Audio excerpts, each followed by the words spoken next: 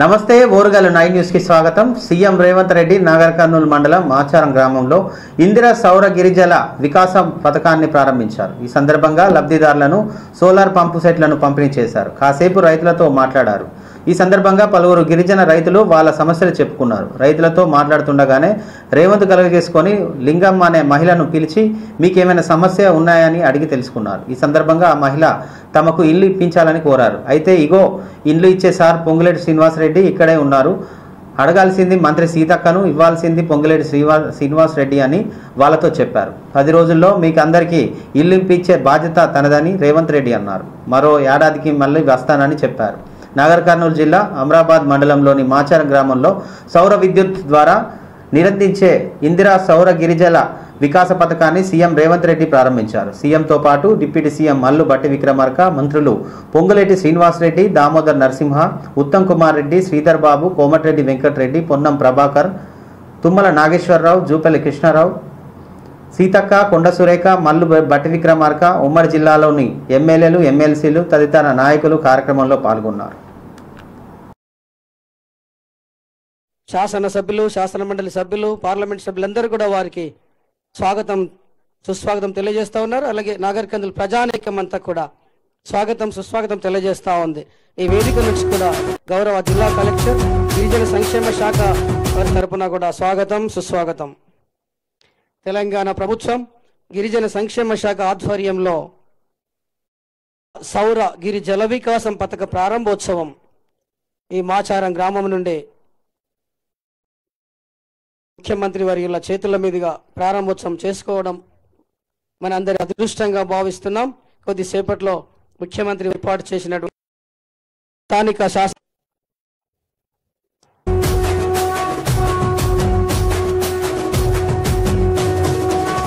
రంగుల జెండా బట్టి సింగమోలే కదిలినాడు ఒక్కరో కాంగ్రెస్ సూర్యుడు మన రేవంత్ అన్న నిగ్గదీసి అడిగే మునగాడు.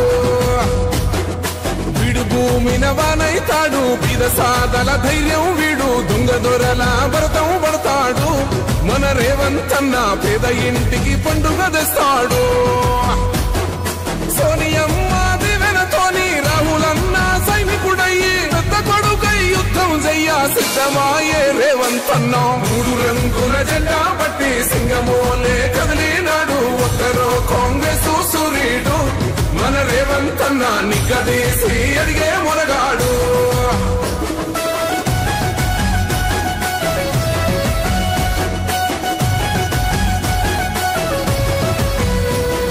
దడులెన్ని జరిగిన గాని దడువలేదు రేవంత్ అన్న, గంతకంతా ఎత్తుకు ఎదిగాడు.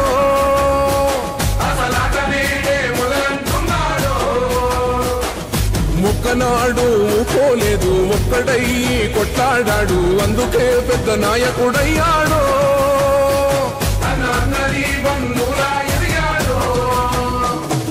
అమరవీరుల త్యాగం చూసి అమ్మ సోనియ చలువతోటి వచ్చిన మన తెలంగాణ రక్షణే ధ్యేయమంటున్నాడు. 3 రంగుల జెండా బట్టి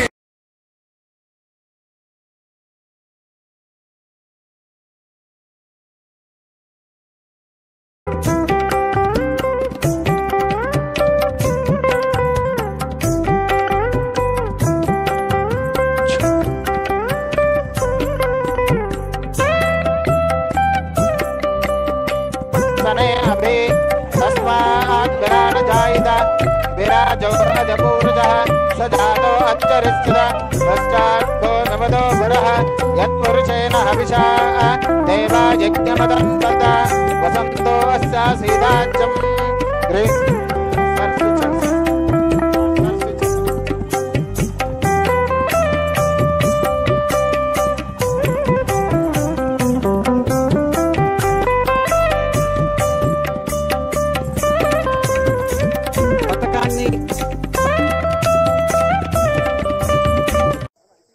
సౌర బోర్వెల్ పాయింట్ వేయటం జరిగింది. ఈ వారంలోనే డ్రిల్లింగ్ బోర్వెల్ చేయటం చేశాము. పంప్ సెట్ ఏర్పాటు చేశారు. అదేవిధంగా సోలార్ పంప్ సెట్ చేశారు, బోర్వెల్ డెవలప్మెంట్ చేశారు, అదే డ్రిప్ వేశారు, స్ప్రింక్లర్ వేశారు, మరి వారికి శిక్షణ కూడా ఇచ్చారు. ఆ విధంగా మరి సో దయచేసి దానికి ట్రిప్ మొత్తానికి ఏర్పాటు చేయడం జరిగింది సార్. రైతులు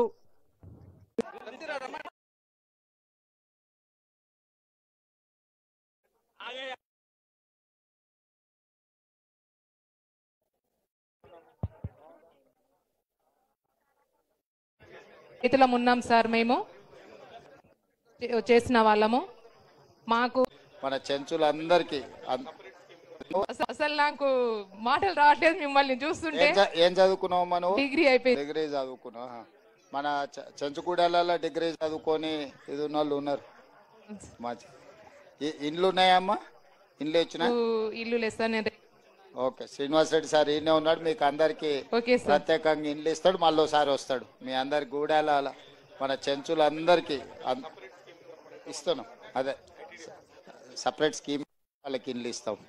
ఇప్పుడు ఎన్ని ఎకరాలు వేసుకున్నారు? మొత్తం 29 మంది రైతుల ఎన్ని ఎకరాలు అయింది ఇప్పుడు? ఇది ఎకరన్నారా?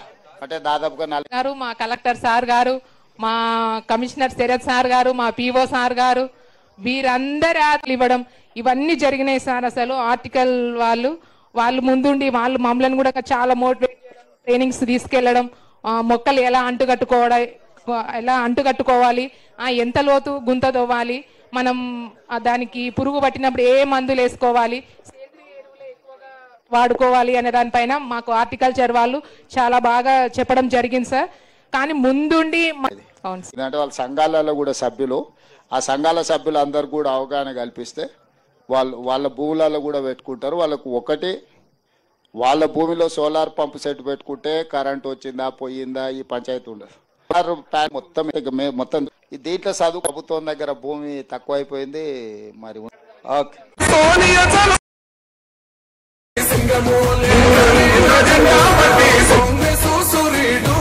మన రేవంతన్న నిగ్గదీసి అడిగే మొరగాడు.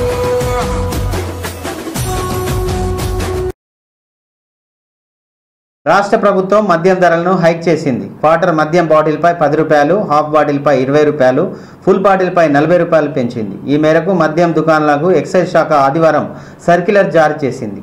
ఈ పెరిగిన లిక్కర్ ధరలను 2025 మే 19 నుంచి అమల్లోకి వస్తాయని ఉత్తర్వుల్లో స్పష్టం చేసింది. అయితే కొన్ని బ్రాండెడ్ల మీదనే ప్రభుత్వం ధరలు పెంచిందని 2020లో అప్పటి ప్రభుత్వం తెలంగాణ స్పెషల్ ఎక్సైజ్ సెన్స్ను ప్రవేశపెట్టింది. 2023లో దీనిని రద్దు చేయగా ఇప్పుడు మళ్ళీ స్పెషల్ ఎక్సైజ్ సెన్స్ను ప్రభుత్వం పునరుద్ధరించింది. కొన్ని రకాల మద్యం బాటిల్స్పై ఈ సెన్స్ను పెట్టారు. కాగా ఏడాది ఫిబ్రవరిలో రాష్ట్రంలో బీర్ల ధరలను ప్రభుత్వం 15% పెంచిన విషయం తెలిసిందే. రిటైర్డ్ జడ్జి జస్వాల్ నేతృత్వంలో లిక్కర్ ధరల నిర్ణయ త్రిసభ్య కమిటీ నివేదిక ఆధారంగా ఎక్సైజ్ శాఖ ధరల పెంపు ప్రతిపాదనలకు ఆమోదం తెలుపుతూ ఉత్తర్వులు జారీ చేసింది. కాగా ముందస్తు ప్రణాళిక ప్రకారమే ప్రభుత్వం ముందు బీర్ల ధరలను, ఆ తర్వాత లిక్కర్ రేట్లను పెంచినట్లు తెలుస్తుంది. సమ్మర్ కంటే ముందు బీర్ల ధరలను వేసవి ముగిసి వానాకాలం వస్తుండడంతో ఈ లిక్కర్ ధర రేట్లను పెంచింది. అప్పుడు బీర్ల సెల్స్ను, ఇప్పుడు లిక్కర్ అమ్మకాలను పరిగణనలోకి తీసుకున్నట్లుగా స్పష్టమవుతున్నాయి. మద్యం ధరల పెంచడంలో ప్రభుత్వానికి నెలకు యావరేజ్గా 500 కోట్ల రూపాయల మేరకు అదనపు ఆదాయం వస్తుందని అంచనా వేస్తున్నారు.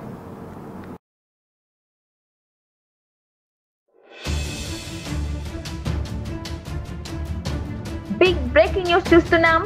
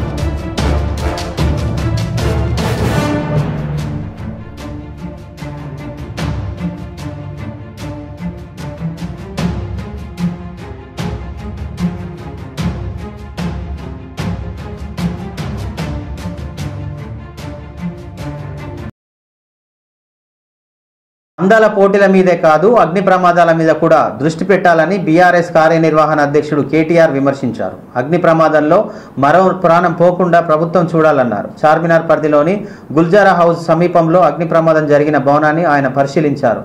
తాను రాజకీయంగా మాట్లాడడానికి ఇక్కడికి రాలేదని చెప్పారు. ప్రభుత్వాలు ప్రజలు ప్రాణాలు కాపాడాలని పేర్కొన్నారు. 5 లక్షల పరిహారం ఇవ్వడం కాదు, ప్రాణాలపై దృష్టి పెట్టాలని, మృతుల కుటుంబాలకు 25 లక్షల ఎక్స్గ్రేషియా ఇవ్వాలి. ముఖ్యమంత్రి హోంమంత్రి కాబట్టి ఘటనా స్థలానికి వస్తే అధికారులు ఇంకా బాగా పనిచేస్తారని అన్నారు. వేసవికాలం వచ్చే ముందు అగ్ని ప్రమాదక సిబ్బందితో ప్రభుత్వం సమీక్ష సమావేశాలు నిర్వహించాలని కోరారు. అగ్ని ప్రమాదక యంత్రాలు వచ్చాయి కానీ నీళ్లు లేవని, సిబ్బందికి సరైన మాస్కులు లేవని తెలిసింది. అంబులెన్స్లో ఆక్సిజన్ సిలిండర్ లేకపోవడంతో దురదృష్టకరమని అన్నారు. హైదరాబాద్లో ఇదే అత్యంత భారీ అగ్ని ప్రమాదం అని అన్నారు. నిన్నటి రోజున దుర్భరమైన రోజు. బాధితులు, మృతుల కుటుంబ సభ్యులు ఆవేదన ఉన్నారని కేటీఆర్ అన్నారు.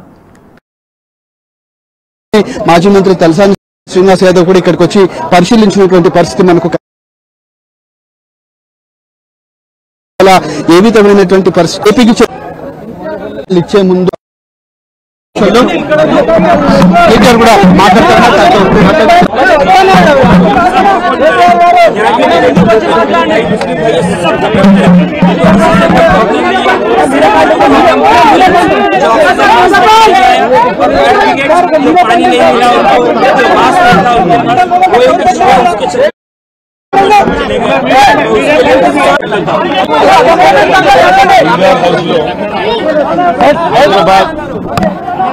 హైదరాబాద్ మహానగరానికి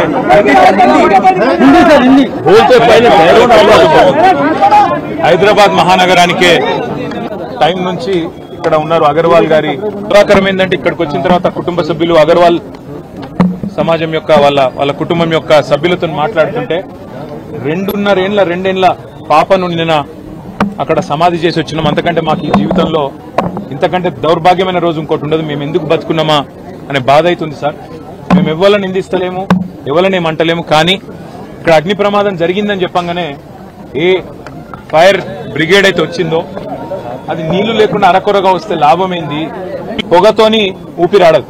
ఆ ఊపిరాడకనే ఊపిరి పోతుంది. ఇలా రాజకీయం లేదు, ఎవరిని తిట్టేది లేదు. కానీ ఒకటి మాత్రం వాస్తవం, ఇంత లాపర్వా ఉంటే మాత్రం ప్రజల ప్రాణాలు మల్లబోయే ప్రమాదం ఉంది. వాళ్ళు ఎంత గొప్ప వాళ్ళంటే ఒకటే కుటుంబంలో 17 మంది చచ్చిపోయినాక కూడా వాళ్ళు అంటున్న మాట ఏంది ఇక్కడికి వచ్చినాకంటే ఎవరిని తిడతలేరు, వాళ్ళు రాజకీయం చేస్తలేరు, ఎవరిని ఫలానా వాళ్ళు మంచోళ్ళు కాదు చెడ్డోళ్ళు అంటలేరు. మాకు ఇక్కడుండే హిందువులు సాయం చేసిండ్రు, ఇక్కడుండే ముస్లింలు సాయం చేసిండ్రు, అందరు వచ్చిండ్రు, అందరు సహాయపడ్డారు, అందరు కాపాడిండ్రు. కానీ మాకు జరిగింది ఇంకొకరికి జరగద్దు. కనీసం ఇప్పుడన్నా ప్రభుత్వం మేల్కొనాలే, ఇప్పుడన్నా ముందుకొచ్చి ఈ రాష్ట్రంలో ఈ నగరంలో మళ్ళొక్క ప్రాణం ఫైర్ యాక్సిడెంట్ లో పోకుండా కాపాడండి సార్. మాకు అంతకంటే ఏమొద్దు. దయచేసి మీరు వచ్చిండ్రు సంతోషంగా, భవిష్యత్తును ఇట్లా కాకుండా చూసుకోండి అని ఒకటే ఒక్క మాట వాళ్ళు చెప్తున్నారు. నేను ప్రభుత్వాన్ని కూడా అడిగేది ఒకటే, మీరు దయచేసి రాజకీయాలు నడుస్తూనే ఉంటాయి, తిట్టుకునుడు, మనం అసెంబ్లీలో తూకిత్తా అంటే మైకిత్తా రోజులో నడుస్తూనే ఉంటది. మేము దాని గురించి రాలే. కానీ ఇప్పుడన్నా ఎండాకాలం వచ్చిందంటే మున్సిపల్ మంత్రి గాని, మున్సిపల్ అధికారులు గాని, పోలీసు వాళ్ళు గాని, ఫైర్ ఇంజిన్ వాళ్ళు గాని ఓ రివ్యూ పెట్టుకోవాలి, సమీక్ష చేయాలి. ఎక్కడ ప్రమాదం జరిగితే, ఎందుకంటే ఇది densely populated area. Old city అంటే ముఖ్యంగా చార్మినార్ అంటే లాస్ట్ మినిట్ల మంది చిన్న పిల్లలు 8 మంది పోయినారు. అందాల పోటీలని వాటి మీద పెట్టిన శ్రద్ధ దీని మీద కూడా పెట్టండి. వాటి మీద పెట్టే ఖర్చు ఇక్కడ కూడా పెట్టండి. ఇక్కడనే కాదు, ఒక ఓల్డ్ సిటీనే కాదు, హైదరాబాద్ రాష్ట్రంలో ఏ మారుమూల పల్లె గాని పట్టణంలో గాని యాక్సిడెంట్ అయ్యింది అంటే వెంటనే ప్రాణాలు కాపాడుతందుకు కావాల్సిన సరుకు సరంజామా, మనుషులు, ట్రైనింగ్. కానీ పైనున్నోళ్ళు పైసలు ఇవ్వాలి, 5 లక్షలు ఇచ్చిండ్రు, ఇక అదేదో సరిపోతుంది అన్నట్టు. కానీ లోకాన్ని మేము కోరుతున్నాం, అతలకుతలమైంది. ఖచ్చితంగా వద్దు. ప్రభుత్వానికి మేము విజ్ఞప్తి చేస్తూ कोई शब्द भी नहीं है, थोड़ा राहत मिलता गवर्नमेंट से. నల్లమల్ల డిక్లరేషన్ను తూచా తప్పకుండా అమలు చేస్తామని డిప్యూటీ సీఎం మల్లు భట్టి విక్రమార్క అన్నారు. నాగర్ కర్నూలులోని ఇందిరా సౌరగిరి జల వికాస పథకం ప్రారంభం సందర్భంగా మాట్లాడారు.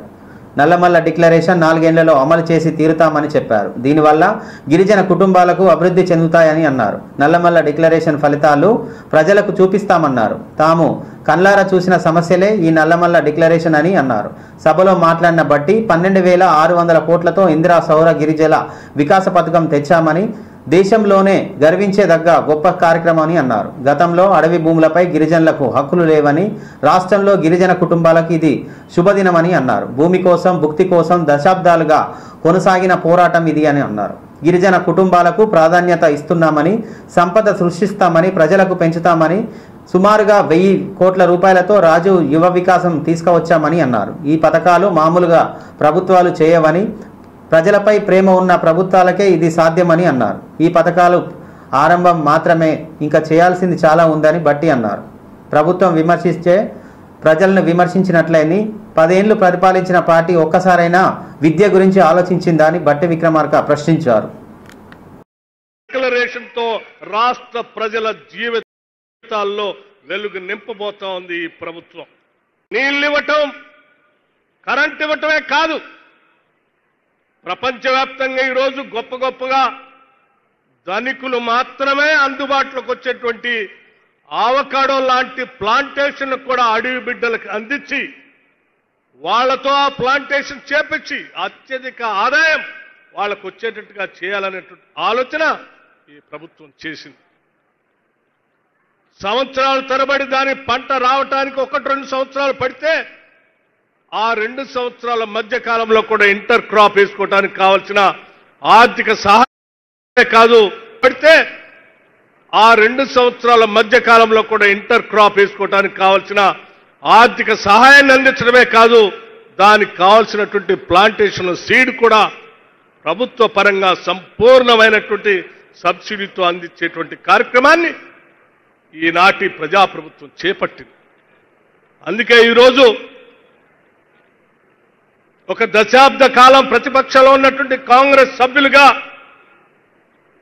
ఆనాడు ప్రజా వ్యతిరేక ప్రభుత్వం నడుస్తూ ఉంటే ప్రజల కోసం తెచ్చుకున్న తెలంగాణ రాష్ట్రం అన్యాయం అయిపోతున్నటువంటి బాధతో ఆనాడు పిసిసి ప్రెసిడెంట్ గా, ఈనాటి ముఖ్యమంత్రిగా రేవంత్ రెడ్డి గారు భారీ బహిరంగ సభలు, పాదయాత్రలు, ఇంకో పక్క నేను సిఎల్పి నాయకుడిగా ఆదిలాబాద్ నుంచి ఖమ్మం వరకు చేసేటువంటి పాదయాత్రలో భాగంగా ఈ నల్లమల ప్రాంతానికి కూడా వచ్చినప్పుడు మా కాంగ్రెస్ నాయకత్వానికి ప్రజలు చెప్పినటువంటి బాధలు, వాళ్ళ గుండె చప్పుల్ని గుర్తు పెట్టుకొని ఆ గుండె చప్పుళ్ళకి సమాధానం చెప్పడం కోసం తీసుకొచ్చిందే ఈ నల్లమల్ల డిక్లరేషన్.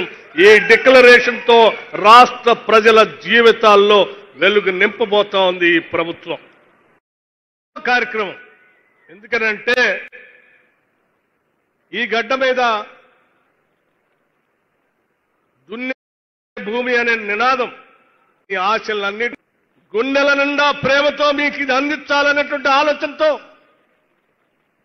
భూమి ఒక్కటే కాదు, భూమి చదువు చేసుకోవటానికి కావాల్సిన నిధులు ఇవ్వాలి. చదువు చేసిన తర్వాత మనం గతంలో చాలాసార్లు ఇవాళ ఈ కుట్రగానే మేము చూస్తాం తప్ప పొద్దున్నారు జోన్ 2 కాపాడుకుంటూ ముందుకు తీసుకొని పోతే అందించేటువంటి ఒక గొప్ప కార్యక్రమాన్ని ఈ రాష్ట్రంలోనే యంగ్ ఇండియా రెసిడెన్షియల్ స్కూల్స్ ని, ఇంటిగ్రేటెడ్ రెసిడెన్షియల్ స్కూల్స్ ని కూడా ప్రారంభించాం. దశాబ్దాల అనంతరం కలియుగ దైవం తిరుమల శ్రీవారికి అఖండాల విరాళంగా అందాయి. మైసూరు రాజమాత ప్రమోదాదేవి 2 భారీ వెండి అఖండాలను సోమవారం తిరుమల తిరుపతి దేవస్థానానికి విరాళంగా అందించారు. రంగనాయకుల మండపంలో ఆమె విరాళాన్ని అందజేశారు. ఈ అఖండాలు గర్భగుడిలో వెలిగించి సాంప్రదాయ దీపాలుగా సుమారు 300 సంవత్సరాల క్రితం అప్పటి మైసూరు మహారాజు ఇలాంటి దీపాలను ఆలయానికి విరాళంగా అందించినట్లు చరిత్రలో ఉంది. ఇప్పుడు మళ్ళీ మైసూరు రాజమాత వాటిని సమర్పించడం విశేషంగా మారింది. ఒక వెండి అఖండాల సుమారు 50 కిలోల బరువు ఉంటుందని, తిరుమలలో రంగనాయకుల మండపంలో ఆమె ఈ భారీ వెండి అఖండాలను అందించారు. టీటీడీ చైర్మన్ బిఆర్ నాయుడు, అదనపు ఈవో సిహెచ్ వెంకయ్య చౌదరి ఈ కార్యక్రమంలో పాల్గొన్నారు.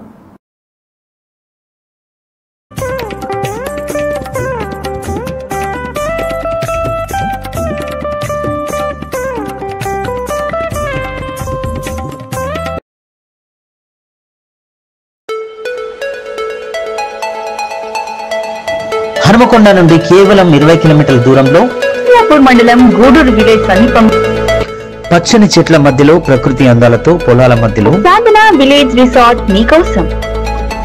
సాధన village resorts, games room, play ground, swimming pool, sound system, food supply, మీకు కావలసిన వస్తువులు 4 ఏసీ కాటేజ్లతో ఆహ్లాదకరమైన ప్రదేశంలో తీర్చిదిద్దాం.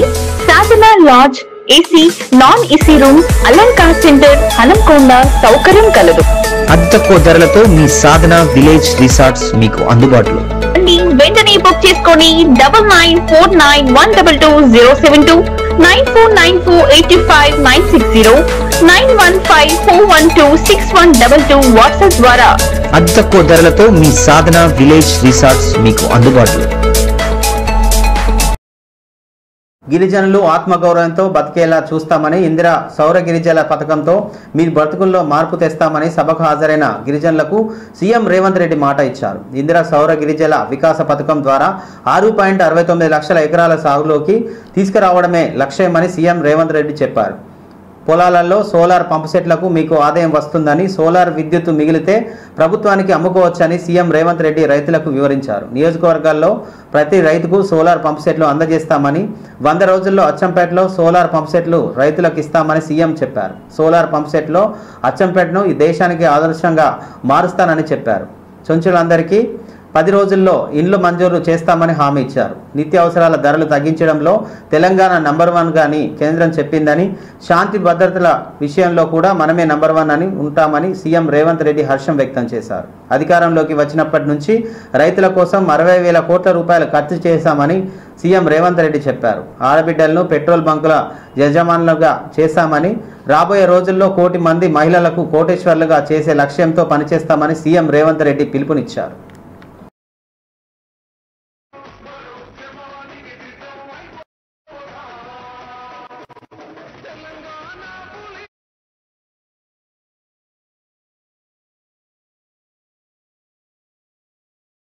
మొట్టమొదటి హైదరాబాద్ రాష్ట్రం నిజాం సర్కార్ల నుంచి స్వేచ్ఛ వాయువులు పీల్చుకున్న తర్వాత ఏర్పడ్డ మొట్టమొదటి రాష్ట్రానికి ముఖ్యమంత్రిగా మన పాలమూరు బిడ్డ బూర్గుల రామకృష్ణారావు గారు పరిపాలనను ఏ విధంగా చేయొచ్చో నిరూపించిన బిడ్డ పాలమూరు బిడ్డ బూర్గుల రామకృష్ణారావు గారు. మరి అలాంటి పాలమూరు ప్రాంతమన్నా, నల్లమల్ల అడవి ప్రాంతమన్నా గర్వకారణం. ఎవరైనా నీది పాలమూరు అని అడిగినా, నువ్వు నల్లమల్ల బిడ్డవా అని అడిగినప్పుడు నాకు చాలా సంతోషం కలుగుతుంది. నా ప్రాంతం ఒక గొప్ప ప్రాంతం. ఈ ప్రాంతం నుంచి వచ్చిన వాళ్ళము, మేం కష్టపడతాం, కష్టాన్ని నమ్ముకుంటామని చెప్పి గర్వంగా చెప్తా. పాలమూరు జిల్లా అంటే ఒకనాడు తట్ట పని, పార పని, మట్టి పని, ఎక్కడికైనా ముంబై అయినా పూనా అయినా ఎక్కడైనా వలస పోవాలంటే మా సహచర మంత్రివర్గ సభ్యుల మధ్యమల్ల పౌరుషాన్ని ఈ ప్రాంతం కాంగ్రెస్ పార్టీకి అండగా నిలబడుతుంది. ఈ ప్రాంతాన్ని అభివృద్ధి చేయడం అనేది వంశీకృష్ణ గారికి ఎంత బాధ్యత ఉందో వారితో సమానంగా బాధ్యతను పంచుకోవడానికి, ఈ ప్రాంతానికి అవసరమైన నిధులు మంజూరు చేయడానికి ప్రత్యేకమైన ప్రణాళికలు ఏర్పాటు చేసి ఇంతకుముందే కలెక్టర్ గారికి, షరత్ ఐఏఎస్ ఆఫీసర్ గారికి, ఇతర అధికారులకు మా ఉప ముఖ్యమంత్రి గారికి విజ్ఞప్తి చేసిన పంపించిన చరిత్ర గత ప్రభుత్వాన్ని అయితే దానికి ఉంటదని వారికి ఒక నేను మాట్లాడింది. ఇతర ప్రాంతాలలో జరుగుతున్న తోచిన అదే విధంగా ఇవాళ అక్కడ అధికారులతోనే మాట్లాడినా. ఈ రోజు మనము ఈనాడు ఏ రైతు కూడా విద్యుత్ వినియోగాన్ని చేసే మోటార్లు కాదు, రాబోయే 100 రోజుల్లో ప్రతి రైతుకు సోలార్ విద్యుత్ మోటార్ను అందించి సోలార్ విద్యుత్ ఉత్పత్తి మోటార్లకే కాదు చేస్తున్నా. సాగునీటి ప్రాజెక్టులు కావచ్చు, పంట పండిస్తే మీకు 500 రూపాయల బోనస్ ఇచ్చి రైతులను ఆదుకుంటాం, పండించండి అని అంటే మొన్నటి ఎండాకాలంలో యాసంగిలో ఆనాడు సన్నాలు పండించండి నేను అన్నప్పుడు కొంతమంది అవహేళన చేసిరు. సన్నాలు పండించమంటుండు ఈ సన్నాసి అని ఒక నాయకుడు అన్నాడు. కానీ ఇవాళ మా పేదలు, మా ఆడబిడ్డలు ఇక్కడ ఉన్నారు, అక్కడ పక్కన చాలా మంది మా అక్కలు, మా సోదరిమణులు ఉన్నారు. వాళ్ళని నాకు కొంచెం దూరంగా కూర్చోబెట్టారు. కానీ నేను వాళ్ళందరినీ చూస్తున్న మా అక్కల పేదవాళ్ళ ఇంటికి అమ్మవారి దర్శనం చేసుకొని అమ్మగారి ఇంటికి పోయి పలకరించి మళ్ళా సాయంత్రానికి ఉచితంగా ఇంటికి వచ్చే ఏర్పాటు మా ఆర్టీసీ బస్సుల్లో మహాలక్ష్మి పంచదారు విద్యుత్ ఉత్పత్తి చేసి వాళ్ళ ఉత్పత్తులు రైతులకు గిట్టుబాటు ధరలు ఇస్తుంటే మీద నోటిఫికేషన్లు ఇస్తే మాకు కష్టమైతున్న రూపాయల పెట్టుబడులు తెచ్చి కేంద్ర ప్రభుత్వమే నెంబర్ 1 రాష్ట్రంగా తెలంగాణ రాష్ట్రాన్ని ఇవాళ కేంద్ర ప్రభుత్వం ప్రకటించాల్సిన పరిస్థితి వచ్చింది. అంటే ఏ రంగంలో అయినా ఇదే కాదు, పన్నుల వసూళ్లలో రాష్ట్ర ప్రభుత్వాన్ని ఇంకా ముందుకు వెళ్ళాలి. అదే విధంగా కూలీలుగా బతికేది రెండో ముక్క పాకిస్తాన్ అని ఆడబిడ్డల్ని చీరలిప్పి చెట్ల కట్టేసి కొట్టే ఆనాడు 20 కిలోమీటర్ల అడవిలో నడుచుకుంటే నేను సీతక్క పోయి ఆనాడే చెప్పినాం, ఈ గిరిజనులకు అండగా నిలబడతాం, ఈ గిరిజనులు ఆదుకుంటామని. ఆ గిరిజనులకు కాబట్టి పేదవాళ్ళ కష్టాలు నాకు తెలుసు. నల్లమల్లను అభివృద్ధి పదం వైపు నడిపించే విధానం విద్యార్థులకు 40% గైడ్ ఛార్జెస్ పెంచడమే కాదు, ఆడబిడ్డలకు 200% కాస్మెటిక్ ఛార్జెస్ పెంచడం కదా. నిజాం మీ కళ్ళ ముందలు ఉన్నది. నిజాన్ని నిర్భయంగా కాంగ్రెస్ పార్టీ కార్యకర్తలు తెలంగాణ బాగు కోరుకునే వాళ్ళు నిర్భయంగా నిటారుగా నిలబడి చెప్పండి. పౌరుషాన్ని నల్లమల పరిపాలనను దేశానికి ఆదర్శంగా నిలబెడతాడు చేస్తున్న మేముంటూ అంతకు ముందు సెక్రటరీ బహుమతిగా అందజేస్తూ నడిచే ప్రభుత్వం ప్రజావాణి కార్యక్రమంలో వివిధ సమస్యలను పరిష్కరించాలని, ప్రజల నుంచి వచ్చిన వినతులను శాఖల అధికారులకు వెంటనే పరిష్కరించాలని హన్మకొండ జిల్లా కలెక్టర్ ప్రావీణ్య అన్నారు. సోమవారం హన్మకొండ జిల్లా కలెక్టరేట్ కాన్ఫరెన్స్ హాల్లో సంబంధిత శాఖల అధికారులతో కలిసి ప్రజావాణి కార్యక్రమాన్ని జిల్లా కలెక్టర్ నిర్వహించారు. జిల్లాలోని వివిధ ప్రాంతాలకు చెందిన ప్రజల తమ సమస్యలను పరిష్కరించాలని కోరుతూ 86 వినతులను జిల్లా కలెక్టర్కు అందజేశారు. ప్రజావాణి కార్యక్రమంలో ప్రజల నుండి వచ్చిన స్వీకరిస్తూ ఆ సమస్యలపై పరిష్కారానికి వెంటనే చర్యలు తీసుకోవాలని జిల్లా కలెక్టర్ సంబంధిత శాఖల అధికారులకు ఆదేశించారు. ఈ కార్యక్రమంలో రెవెన్యూ అధికారులు తదితరులు పాల్గొన్నారు.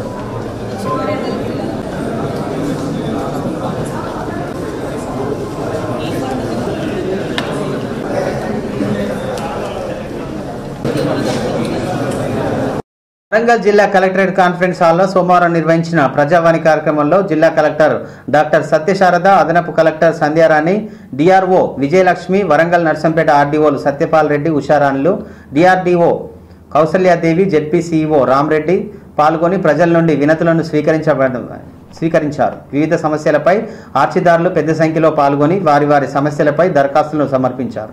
జిల్లా ప్రజల నుండి స్వీకరించిన దరఖాస్తులు సంబంధిత అధికారులకు వెంటనే స్పందించి సమస్యలను తక్షణమే పరిష్కరించాలని జిల్లా కలెక్టర్ డాక్టర్ సత్యశారద అన్నారు.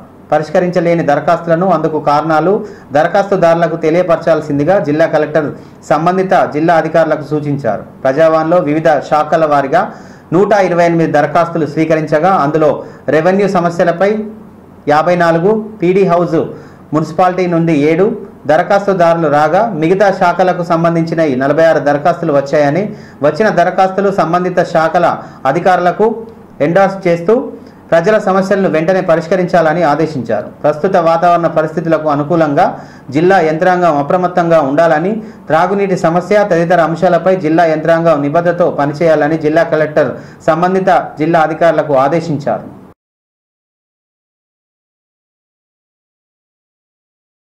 ప్రజావాణి కార్యక్రమం వివిధ సమస్యలను పరిష్కరించాలని, ప్రజలను అందించిన వినతులను సంబంధిత శాఖల అధికారులకు వెంటనే పరిష్కరించాలని కరీంనగర్ జిల్లా కలెక్టర్ పమేలా సత్పతి పాలనాధికారి అన్నారు. జిల్లాలోని సోమవారం కలెక్టర్ కాన్ఫరెన్స్ హాల్లో సంబంధిత శాఖల అధికారులతో కలిసి ప్రజావాణి కార్యక్రమాన్ని జిల్లా కలెక్టర్ నిర్వహించారు. జిల్లాలో వివిధ సమస్యలకు చెందిన ప్రజల నుంచి వచ్చిన తమ సమస్యలను పరిష్కరించాలని కోరుతూ వినతులను జిల్లా కలెక్టర్కు అందజేశారు.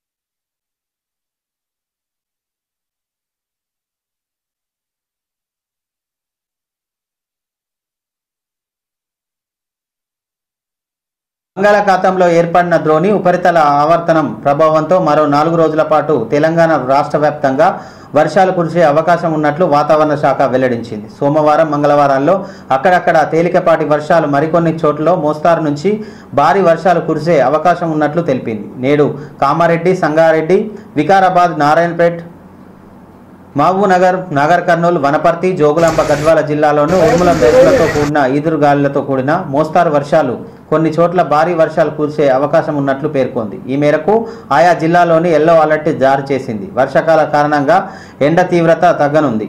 పగటిపూట ఉష్ణోగ్రతలు 5 డిగ్రీల మేరకు తగ్గే అవకాశం ఉందని వాతావరణ శాఖ వెల్లడించింది.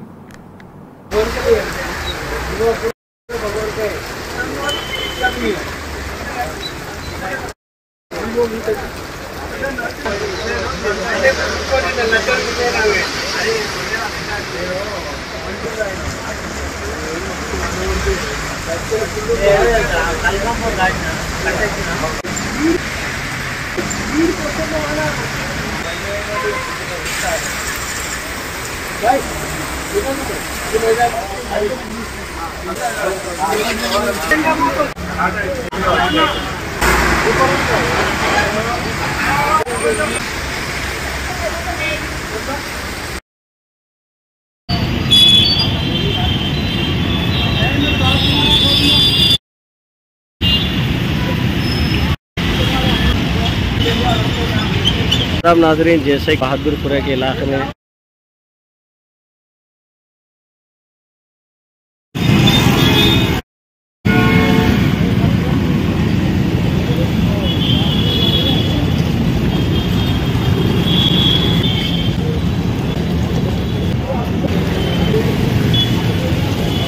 ఇంతటితో ఈ వార్తలు సమాప్తం. మరో వార్తలతో మళ్ళీ కలుద్దాం. చూస్తూనే ఉండండి ఓరుగల్లు 9 న్యూస్.